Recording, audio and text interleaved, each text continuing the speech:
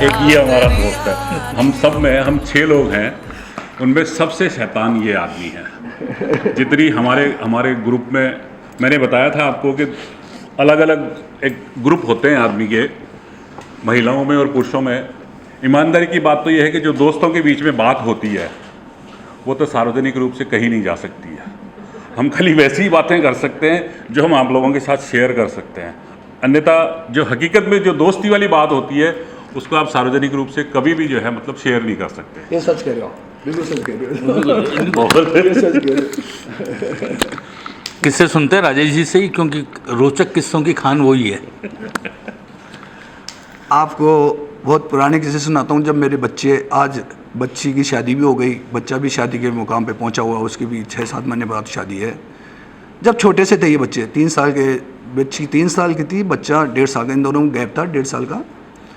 हमारा शहर में मकान था और हम जब मिलते थे तो ना तो ये मोबाइल हुआ करते थे, ना फ़ोन हुआ करते थे, ना कुछ होता था। उरुक्रम जी नीचे आते थे, गेट के पास खड़े होकर जोर से आवाज़, राजेश जी। पूरे रास्ते में सबको पता चलता, बच्चे अंदर से दौड़ते आते थे, उरुक्रम चाचा आ गए, उरुक्रम चाचा आ गए। ये लोग उस टाइम हमारे पास इतना पैसा नहीं था, जेब में खर्ची के पैसे मिलते थे, इतना ही पैसा होता था। तो वो 10-10 पैसे वाली टॉफ़ी लेके आते थे, 2-2, और वो टॉफ़ी देते थे। फिर बच्चों से काउंटिंग सुनते थे या कोई पोएम सुनते थे। डेली बच्चे नई नई पोएम और सुनाते थे, ये इस उम्मीद से कि चाचा आएंगे और हमारे को टॉफी खिलाएंगे। आज इन्हीं की बदौलत है, दोस्तों की बदौलत। इनकी बेटी सोफियन है, मेरिट होल्डर है 10th 11th, टॉपर है all India medical institute of science entrance exam की, आर्मी एग्ज़ाम की। उसके अलावा राजस्थान के अंदर जो पीएमटी था उसकी टॉपर है। सब की टॉपर के बाद में लास्ट में सिलेक्शन उसने अपना लिया एसएमएस हॉस्पिटल में, और वो पीजी कर रही है अभी, पीजी भी उसका हो गया। और ये इनके ही, चूँकि हम सब में सीनियर रहे हैं ये, तो हम आज तक भी इनको राजेश जी करके ही बात करते हैं। मित्र हैं हमारे, लेकिन बिना जी के हमने इनसे कभी बात नहीं करी, लेकिन बातें सब करी वो जो नहीं कर सकते थे। और स्थितियाँ ये है कि जब भी घर में कोई कार्यक्रम होता था तो हम 5-6 दोस्त जो हैं उनके ठहाके गूंजा करते थे, और ये इंतज़ार होता था कब सारे दोस्त इकट्ठे हो रहे हैं, और बाकायदा बुलाया जाता था कि हम लोग वहाँ शामिल हों। और फिर वो ठहाकों की जो आवाज़ रखते थे तो सबका ध्यान उसी ओर होता था।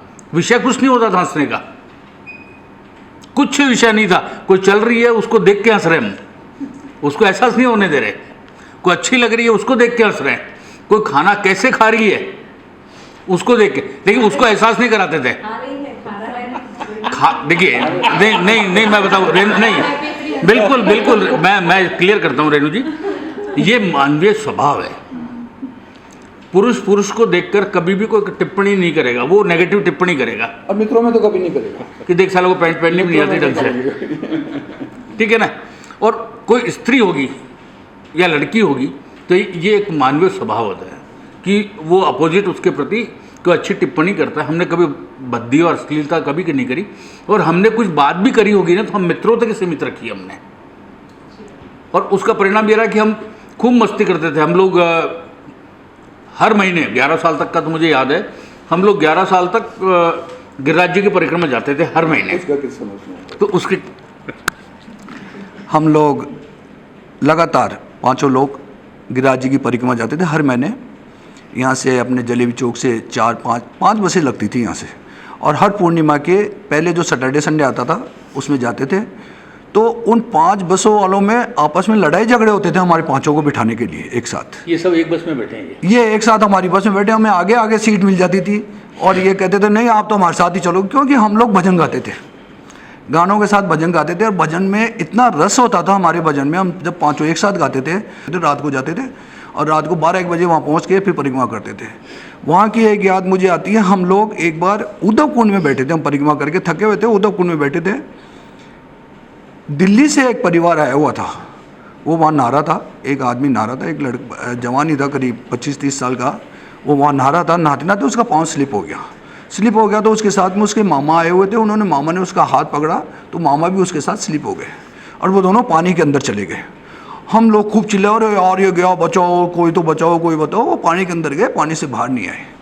हमारी मजबूरी ऐसी, हमारे को तैरना नहीं आता, कुछ ही नहीं आता था हमारे को, खाली उरुकम जी को थोड़ा सा आता था। लेकिन इनको हमने पकड़ लिया। ये कोशिश कर रहे थे मैं चल जाऊँ, मैं कि नहीं भैया तुझे नहीं जाने देंगे, हम यहाँ बैठे हैं, ऐसे नहीं है।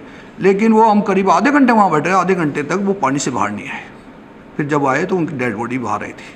उसी दिन हमने कसम खाई कि हमको तैरना सीखना है। 3 दिन बाद हम जब जयपुर आए, जयपुर में आते ही चौगानी स्टेडियम गए। चौगानी स्टेडियम में हमने तैरना सीखा। वहाँ जाके उरुकम जी को आता था, हम 3 लोगों को बिल्कुल तैरना नहीं आता था। तब इन्होंने कहा था कि अगर 7 दिन में आप लोगों ने थोड़ा भी क्रॉस कर दिया तो मैं सबको पार्टी दूंगा। उस टाइम पार्टी बहुत बड़े मायने रखती थी, पार्टी देना। पार्टी का मतलब किसी ढाबे में जाके खाना खिलाना, वो पार्टी होती थी। लेकिन वही बहुत बड़ी चीज़ होती थी। तो 7 दिन में मैं सबसे पहले आदमी था जिसने 7 दिन में वो क्रॉस किया। और हमारा विल पावर बहुत अच्छा था। विल पावर इसलिए अच्छा था कि दोस्त लोग हमारा विल पावर बढ़ाते थे, हमारे को मोटिवेट करते थे। इन्होंने मोटिवेट किया, खाने का दिया, लालच दिया, और इन्होंने ये सोच लिया था कि मैं तैरना सीख लूँगा। तो हम सब लोग तैरना सीखे। तब से बहुत खुशी होती है कि आज हम जहाँ भी जाते हैं कोई डूबने वाला, ऐसा लगता है कि हमारे कोई है। चौगानी में भी कम से कम हमने 8-10 लोगों को डूबने से बचाया है। ऐसा हमारे तैरने के बाद होने किया। पार्टी के नाम पे झूठ तो बहुत ज़्यादा बोली है साहब। इतनी पार्टियां बोली हैं हम लोगों को, इतनी पार्टियां बोली हैं कि आज तक मेरे ख्याल से पिछले 43 साल में इन्होंने 70-80 से ज़्यादा पार्टियां बोल रखी है हमको, लेकिन दी आज तक एक भी नहीं है। पार्टी कभी नहीं देती। उचित अवसर ही नहीं आ रहा, मैं क्या करूँ। उसके लिए अवसर की आवश्यकता नहीं होती है। अच्छा, आप लोग, मैं हमेशा कहता हूँ आप लोग सब डिसाइड कर लो, उस दिन मेरे को बता दो। अब वो डिसाइड होता नहीं तो मेरी तरफ से तो पार्टी आप कभी ले लो, आज ही ले लो।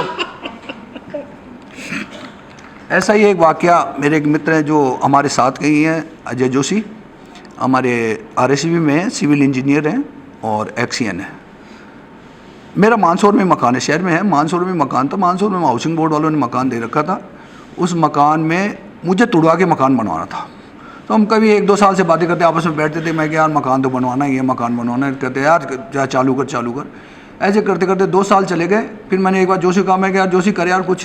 तो कि हाँ यार करेंगे। तो 8-10 दिन बाद, संडे की बात है, उसने मेरे को फ़ोन किया कि यार राजेश जी आ जाओ, आज अपन डिसाइड करते हैं। मैं मानसौर पहुंचा। मानसौर में पहुंचते ही मेरी आंखें फटी रह गई। वो पूरा मकान जो मानसौर में मेरा था वो सारा तोड़ा हुआ, टूटा हुआ पड़ा था। और वहाँ से ट्रक वाले वो सामान उठा के, मलबा उठा के लेके जा रहे थे। और मैंने कहा यार ये क्या कर दिया, पूरा मकान तोड़ दिया। कि अपन नया मकान बनाएंगे और चिंता की कोई बात नहीं, अपन सारे भाई साथ हैं, सब कराएंगे। और 8 महीने में उन्होंने मेरा पूरा मकान 3 मंजिल का बना के दे दिया मुझे। मैं सर्विस में था, मैं इतना टाइम नहीं दे पा सकता था। लेकिन वो ये लोग, वो इतना बिजी होते हुए भी वहाँ पर जाते थे। और हर सैटरडे संडे को उरुकम जी, ये शंकर जी, सब लोग आते थे, वहाँ बैठते थे। और वो मकान मेरा 8 महीने में इन्होंने बनवा दिया सारा सब कुछ कर। वैसे वहाँ जाने का कारण तो कुछ और ही होता है। ये वो कारण तो पहले ही शंकर जी ने कह दिया कि हम यहाँ पर मंच पे बता नहीं सकते आप सब लोगों के सामने। लेकिन कई लोग एक दोस्ती के नाम पे, कई लोग कहते हैं कि हमारे माता पिता हमारे दोस्त हैं, हमारी पत्नी हमारी दोस्त है, हमारे बच्चे हमारे दोस्त हैं। मैं इन सबको नकारता हूँ पूरी तरह से। कभी भी किसी के माँ बाप, किसी की पत्नी उनकी दोस्त नहीं हो सकती। पत्नी अर्धांगिनी हो सकती है, आधा अंग है, आधा अंग आपका है, दर्द हो सकता है, सब कुछ है, आप सब कुछ कर सकते हो अपनी पत्नी के लिए, लेकिन पत्नी को दोस्त नहीं बना सकते। दोस्त तो वही होता है जिसको आप दिल की बातें करते हो। कुछ चीज़ें ऐसी होती है जो आप पत्नी से शेयर नहीं कर सकते, वो आपको दोस्तों से शेयर करनी पड़ती है। और ये चीज़ मैं बिल्कुल खुल के सबके सामने कह रहा हूँ कि दोस्त ही होते हैं जो आपको दिल की बात समझते हैं, आपके दिल की बात जानते हैं और आपको कोई भी समस्या हो उसका समाधान करेंगे। ये मेरे से बेहतर उरुकम जी बता सकते हैं आप। देखिए, इस मामले में सबके विचार अपने भिन्न भिन्न है ना। लेकिन ये तो तय है कि यदि हम लोगों ने सारी बातें पत्नी को बता दी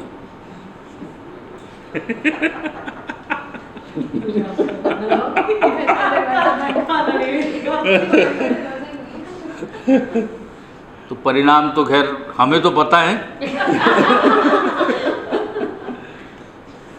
लेकिन क्यों हम सबको बताएं परिणाम? क्योंकि सबकी ज़िंदगी में ऐसा ही है। सारे जो विद्वान साथी हैं ना हमारे, नहीं, उरुकम जी माँ बाप भी दोस्त नहीं हो सकते, उनके प्रति श्रद्धा रहती है, रेस्पेक्ट रहता है, दोस्ती नहीं कर सकते। नहीं, उसमें 2 चीज़ें हैं।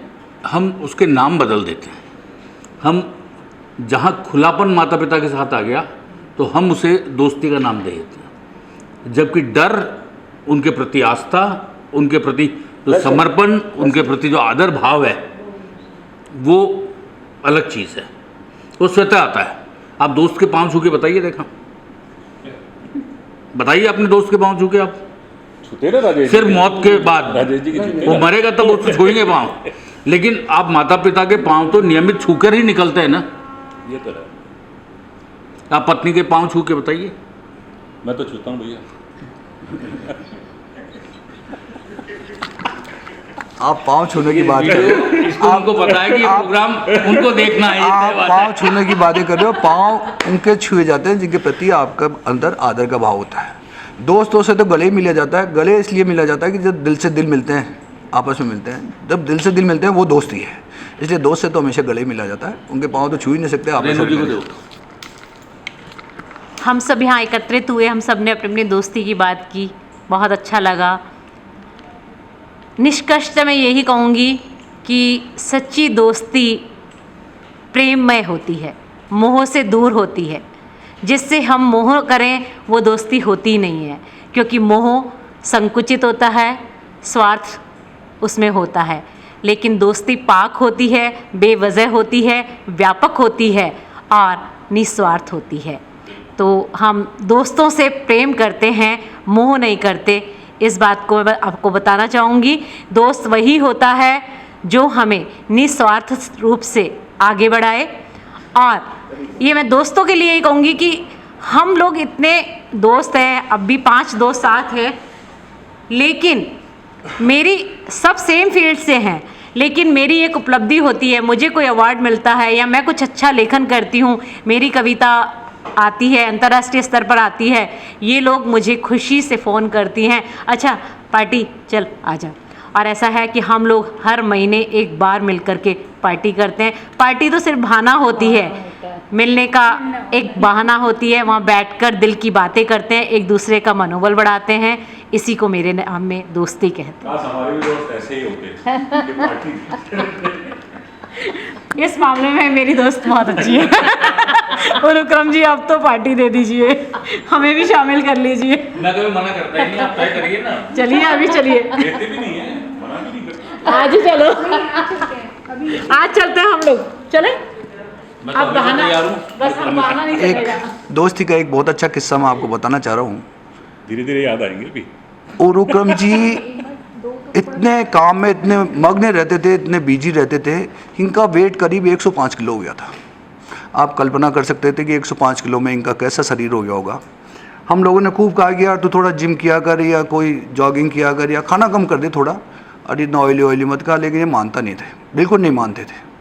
तब हमने कुछ डिसाइड किया। उस टाइम सावन का महीना था, यही महीना चल रहा था करीब। तो शंकर जी ने भूतेश्वर महादेव, यहाँ से आमेर के पीछे एक जगह है, वहाँ पर खाने का प्रोग्राम कर, दाल बाटी चूरमे का। तो हम सब लोग गए थे, जाना ही था, वो तो वाजिब था हमारे को जाना। तो करीब 4 बजे हम वहाँ से जयपुर से रवाना हुए जाने के लिए। तो विक्रम जी ने कहा कि अपन सब लोग कार से चलेंगे। मैं यार कार से तो नहीं चलेंगे।